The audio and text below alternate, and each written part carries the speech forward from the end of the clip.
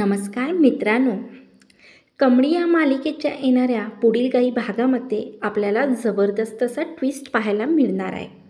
आता कमळीची film movie तर पाहून झालेलीच असते, पण सगळ्यात महत्त्वाची गोष्ट जेव्हा आता मूवी संपते ही लोक सगळी खाली येतात आणि खाली आल्यानंतर त्या मॉलमध्ये ही लोक अडकली जातात की यांना म्हणजेच कमळी आणि ऋषीला मुद्दाम म्हणून तिथे अडकवलं जातं. हे सगळे आपल्या या ट्विस्टमध्ये पाहायचं आहे.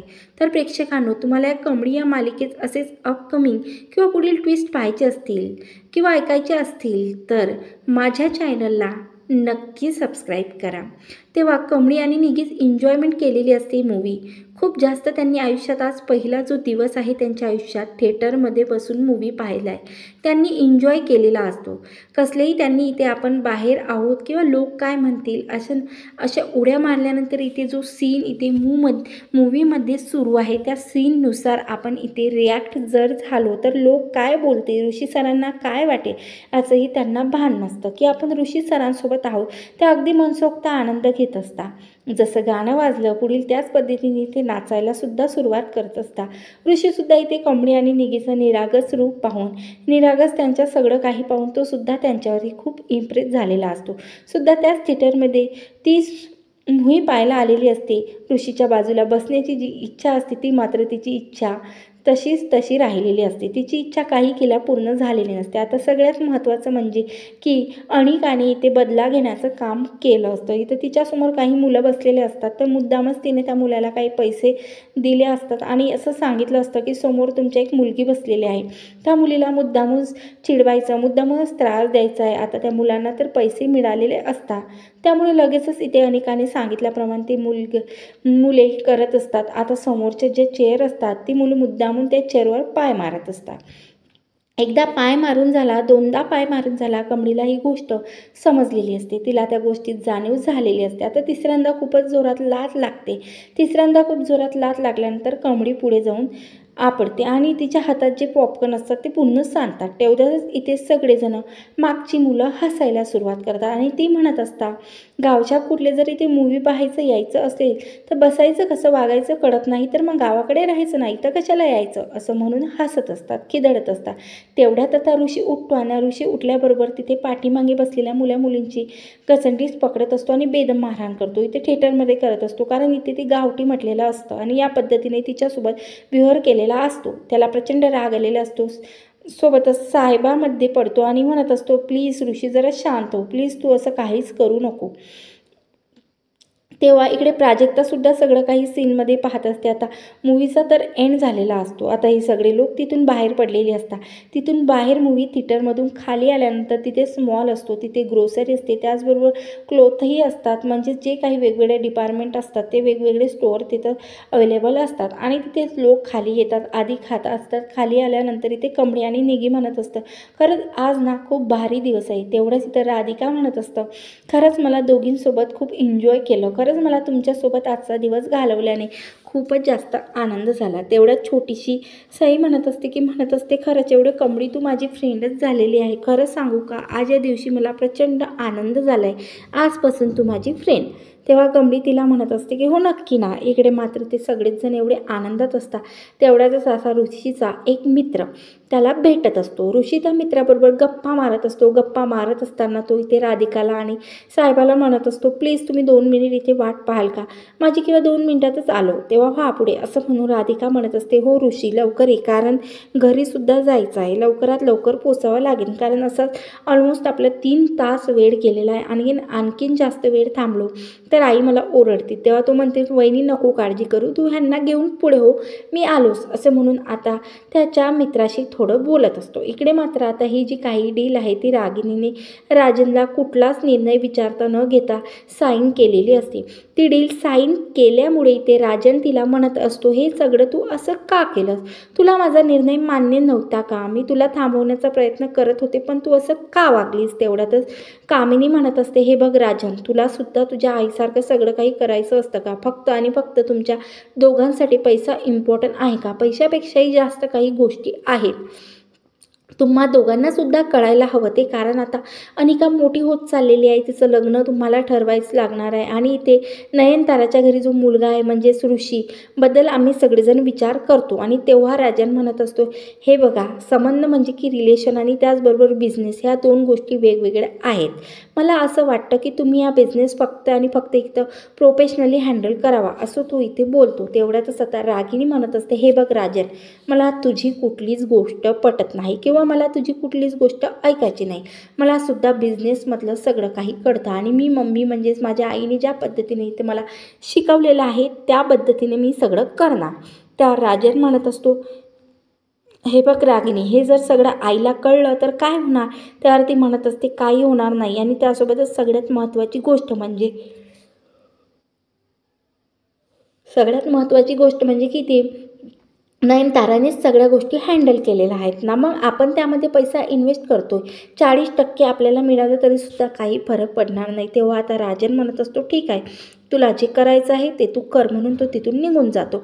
इकडे मात्र रागिनी कामिनीला म्हणत असते, आई, मी जो निर्णय घेतला आहे तो योग्य तर आहे ना? तेवढ्यातच आता कामिनी तिला म्हणत असते, का नसणार आहे? हा निर्णय योग्यच असणार आहे, तुला अजिबात काळजी करायची गरज नाही.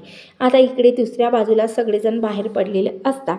तेवढ्यात आता कमळीच्या बॉटलमधलं पाणी संपलेलं असतं. तेव्हा ती म्हणत असते, पाणी तर संपलेलं आहे. तेव्हाच अनिकीला म्हणते, निघे, तू थोडीशी पुढे किंवा थांब, मी आपल्या दोघींसाठी सुद्धा पाणी घेऊन येते. तेवढ्यात इथे राधिका, प्राजक्ता आणि सायबा हे सगळे बाहेर पडलेले असतात. त्यांच्यासोबत निगीसुद्धा असते. आता कमळी एकटीच पाण्याच्या शोधामध्ये त्या पूर्ण मॉलवर हिंडत असते. तिला असं वाटत असतं की कुठेतरी इथे पाणी असेल, आपण ते प्यावं. तेवढ्यातच आता ऋषी तिला दुरूनच पाहत असतो. तो म्हणत असतो की ही अशी फिरते, काय झालं हिला,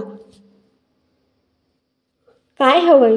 म्हणूनच ज्या मित्रांसोबत तो इथे बोलत असतो त्या मित्राला वेट करायला सांगतो आणि कमळीकडे जाते. तिला विचारतो, तुला काही हवंय का? तेव्हा ती म्हणते, मला खूप तहान लागली सर, मला थोडंसं पाणी प्यायचं होतं. तेवढ्यात तो म्हणत असतो, हे बघ, तिथे समोर जा आणि पाण्याची बॉटल घे, ज्यूस वगैरे लागत असेल ते सुद्धा. तेवढ्याच कमळी म्हणते, नाही सर, त्याची काही गरज नाही, खरं तर मला पाणीच प्यायचं होतं. तेव्हा तो म्हणत असते, घे ना, ज्यूस वगैरे काही लागत असेल सुद्धा. तेवढ्याच कमळी म्हणत असते, नाही नाही, नको नको. आता कमळी ती थोडीशी अवघडल्यासारखी झालेली असते. ऋषीसुद्धा थोडा अवघडल्यासारखा झालेला असतो. खरं पाहायला गेलं तर पूर्वी पाहत असताना एक खूपच रोमॅन्टिक सीन आला होता आणि तो रोमॅन्टिक सीन इथे आल्यानंतर इथे ऋषी कमळीसोबत जो डान्स इथे इमॅजिन करत असतो, अगदी तिने साडी नेसलेली होती आणि दोघं एकमेकांच्या मिठीत असतात आणि ज्या पद्धतीने मूवीमध्ये डान्स होतो त्याच ठिकाणी इथे त्याने त्या दोघांना इमॅजिन केलेलं असतं. त्यामुळे तो थोडासा अवघड झालेला असतो. आता इकडे कमळी तर मस्त पाण्याची बॉटल घेऊन आलेली असते. तर आता कमळीने पाण्याची बॉटल घेतल्यानंतर तर 40 रुपयाची किंमत असते. तिथं असलेल्या प्रत्येकाला विचार असते की यावर 40 रुपये किंमत कशी? तिथला एक हेल्पर बॉय असतो आणि त्या हेल्पर बॉयकडे जाते आणि म्हणत असते, एवढं महागडं पाणी आमच्याकडे तर नदी, तलाव, विहीर याच्यामध्ये पाणी मिळतं आणि ते सुद्धा अगदी मोफतच, आणि त्यामध्ये असं काही आम्हाला पैसे पे करावं लागत नाही, मग एवढी महागडी बॉटल कशी? तेव्हा तो मुलगा म्हणत असतो, बघ, हे शेअर आणि तुम्हाला याच्यावर सगळं लिहिता वाचता येतं ना? तेव्हाच तो म्हणते, हो, प्रश्न झाला, पण मला एक गोष्ट सांगा, इथे फुकट आहे आमच्या गावाकडे तर फुकट पाणी मिळतं, इथं एवढी 40 रुपये किंमत कशासाठी लावलेली आहे? प्लीज तुमच्याकडून काही ऐकायचं नाही आहे, प्लीज जरा शांत बसाल का?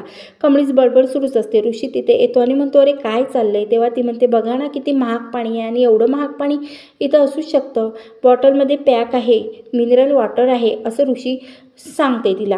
असं कसं एवढं महाग असू शकतं? आता इकडे साहेबाच्या डोक्यामध्ये खूप मोठा प्लॅन येतो. साहेब तिथे मॉलवाल्यांना किंवा ज्या स्टोअरमध्ये उभे असतात ते स्टोअरवाल्यांना खूप सारे पैसे देतो आणि लगेच शटर बंद करायला लावत असतो, जेणेकरून ऋषी त्या स्टोअरमध्ये अडकलेला जावा. हेल्पर बॉय आतमध्ये आलेला असतो आणि म्हणत असतो, आता लगेच जे कस्टमर आतमध्ये आहेत त्यांनी लगेच ताबडतोब बाहेर व्हायचं, कारण आता गेट बंद करण्याची, शटर खाली घेण्याची वेळ झालेली आहे. इकडे हे दोघांच्या कानावर हे शब्द पडतात, शटरपर्यंत धावतच असतात, पण तोवर शटर बंद झालेला असतो.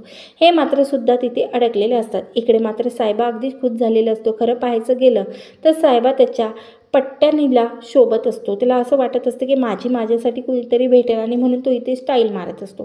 इकडे आता दोघंजण आतापर्यंत आलेले नसतात, त्यामुळे दुसऱ्या बाजूला कमळी, निगी आणि त्यासोबत राधिका, प्राजक्ता हे सगळं अस्वस्थ झालेलं असतात. पण हा सगळं साहेबांचा प्लॅन असतो आणि हा सगळं साहेबांचा प्लॅन असल्या कारणानेच आता इथे कमळी आणि ऋषी हे मॉलमध्ये, स्टोअरमध्येच गुंतून राहिलेले असतात. आता इकडे दुसऱ्या बाजूला सगळ्यात महत्त्वाची गोष्ट म्हणजे शटरकडे धाव घेते आणि शटरकडे धाव घेतल्यानंतर पाहतं काय, शटर पूर्ण बंद झालेलं असतं. दुसऱ्या बाजूने जातात तर सुद्धा सेम त्याच पद्धतीने झालेलं असतं बंद. आणि तिसऱ्या बाजून सुद्धा तेच झालेलं असतं. इथे कमळी चिडचिड होत असते आणि कमळीमध्ये असे सगळं काही तुमच्यामुळे झालेलं आहे, फक्त आणि फक्त सगळं तुमच्यामुळे. तुम्हीच इथे मला त्या पाण्याबद्दल एवढं सगळं महत्त्व समजावून सांगत होते. काय गरज होती एवढं सगळं काही समजावून सांगण्याची आणि एवढ्या सगळ्या काही गोष्टी करून घेण्याची. तेव्हाच ऋषी म्हणत असतो, माझ्यामुळे कसं झालेलं आहे, मी काय तुला गरज होती हेल्परसोबत एवढं तांडण भांडण बसायची. दिलास होता ना त्याला, तू ते सगळं काही पाण्याचं पाणी प्यायचं होतं ना, तुला तहान लागली होती ना, हे बघ तू आता पाणी घे गुपचूप. तेव्हाच इथे कमळी म्हणत असते, नाही नको, आता मला माझी तर तहानच गेलेली आहे, पाणीसुद्धा मला प्यायचं नाही आहे. तेव्हा राधिका म्हणते, अगं कशी असेल ही हरवेल आणि काय लहान आहे का हरवायला, नसेल हरवली. तेव्हा साहेबा म्हणत असतो, तुम्ही नका काळजी करू, मी शोधते, मला नक्कीच कुठेतरी ते सापडतील. असं म्हणून आता इथे प्राजक्ता म्हणत असते, बापरे, पण मला तर आता खूपच जास्त काळजी वाटायला लागली. तेवढ्यात आता साहेबा म्हणत असतो, मी एक काम करतो, तुम्ही ना आता मला असं वाटत आहे की घरी जा. घरी गेल्यानंतर मग मी त्यांचा शोध घेतो आणि शोधून मग मी घरी घेऊन येतो. निगी म्हणत असते, नाही, आम्ही असं घरी नाही जाऊ शकत. जर आम्ही घरी गेलो तर खूप मोठा प्रॉब्लेम होऊ शकतो आणि आम्ही हॉस्टेलवर गेलो तर. तेवढ्यात आता इथे तिला राधिका विचारते, पण मला एक गोष्ट सांग, हॉस्टेलवर उशिरा गेलो तर काही प्रॉब्लेम येत नाही ना, किंवा हॉस्टेल उशिरा गेल्यावर काही कारण द्यावी लागत नाही ना. तेवढ्यात निगी म्हणत असते, नाही तसं काही नाही, पण मला कमळीची खूप जास्त काळजी वाटते. कधी येणार आहे कमळी, आणि त्याबरोबर ती आतापर्यंत काय ना काही. तेवढ्यातच आता इकडे राधिका म्हणत असते, बघ तू काळजी करू नको, तिच्यासोबत ऋषी आहे ना आणि त्यामुळे लहान नाही आहे, समजूतदार आहे, नको काळजी करू. इकडे मात्र कमळी कंटिन्यू बडबड सुरूच असते. तेव्हा ऋषी तिला समजावण्यास काम करत असतो, म्हणत असतो, हे बघ कमळे, प्लीज जरा शांत हो, तेव्हाच तू जरा पाणी पितेस का. तेवढ्यात थोडीशी कमळी स्वतःला सावरून घेत असते आणि कमळी सावरून घेतल्यानंतर तिनं पुन्हा बडबड सुरूच असते. ती म्हणत असते, सगळं तुमच्यामुळे झालेलं आहे, एवढं काय गरज होती मला पाण्याबद्दल लेक्चर द्यायची. तेवढ्यात ती म्हणत असते, सर मला ना, मी जर आता इथे अडकून बसले ना तर तुमच्यासोबत त्याच्याबरोबर मी रात्रभर हॉस्टेलवर नाही, घरच्या बाहेर आले तर आई काय विचार करेल. तेवढाच आता इथे ऋषी म्हणत असतो, अगं एवढा घाबरतो, गावाकडून तू हॉस्टेलवर किंवा मुंबईला शिकण्यासाठी आलेस, कॉलेजमध्ये आली आहेस, तुझ्या आईला कानोकान खबर नव्हती लागली, आता तू इथे रात्र यामध्ये अडकणार आहेस किंवा एक रात्रभर माझ्यासोबत आहेस तर कशी कोणाला खबर लागणार आहे. तेवढ्यात ती म्हणते, निगीचं तोंड आहे ना, तिचं काय करायचं, तेव्हाच तू नको काळजी करू, कोणाला काही सांगणार नाही. कमळीत खूप घाबरली असते, तिला प्रचंड भीती वाटत असते आणि तेव्हा तिची बडबड सुरूच असते. तेवढ्यात ऋषी तिला म्हणत असतो, तुझी बडबड म्हणजे बापरे बाप. आणि ऋषी मोबाईल काढतो आणि मोबाईल काढल्यास इथे तो लगेचच साहेबाला कॉल करतो असतो. साहेबास कॉल हा सतत कंटिन्यू बिझी असतो, कारण साहेबा हा कोणाला बोलत असतो तर हे आपल्या ऋषीला माहीत नसतं. एवढा वेळ फोन लावून सुद्धा साहेबा एवढा वेळ कोणाशी बोलत आहे हा पडलेला प्रश्न ऋषीला असतो. कंटिन्यू इथे साहेबाला कॉल करत असतो, पण साहेबास फोन बिझी आहे हे करत त्याला समजलं असतं.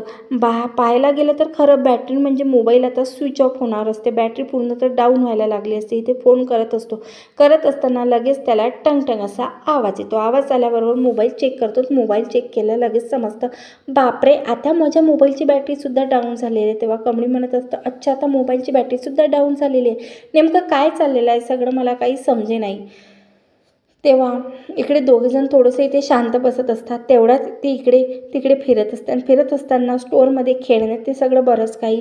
तेवढ्यात आता ऋषी मुद्दामून इथे जो काही सांताक्लॉज आहे तो इथे मास्क वगैरे घालत असतो, स्वतःच्या तोंडावरती जोकर बनलेला असतो आणि इथे लावत स्वतःच्या तोंडावरती मास्क लावल्यानंतर आता लगेच इथे कमळीला भीती घालत असतो. कमळीला भीती घातल्यावर लगेच कमळी घाबरते आणि कमळी घाबरल्यानंतर ओढायला सुरुवात करते. ओढायला सुरुवात केल्यानंतर तो तिचा हात पकडतो आणि स्वतःकडे खेचत असतो आणि तेव्हा ती पाहते, पाहिल्यानंतर ती तिच्या तोंडावर मास्क काढते तरीशी असतो आणि पुन्हा आता इथे दोघांची खूप जास्त बडबड सुरू होते. तेव्हा आता आपण इथून कसे बाहेर पडणार, काय करायचं मला काहीच कळत नाही. स्टोअर आहे, त्या स्टोअरमध्ये AC वगैरे सगळं काही असतं आणि त्याबरोबर तिला आता इथे हळूहळू थंडीसुद्धा वाजायला लागते. पण आता ऋषी म्हणत असतं, एक काम करूया, आपण काहीतरी आपल्या खायला वगैरे भेटते का व्यवस्थित बघूया, त्यासोबत सगळ्यांना महत्त्वाची गोष्ट की अशी घाबरू नकोस. तेव्हा आता कमळी असते, घाबरू नको, काय करू, मला खूप जास्त भीती वाटते. तेवढ्यात आता ऋषी म्हणत असतो, तू घाबरायचं अजिबात गरज नाही, खूप सारे.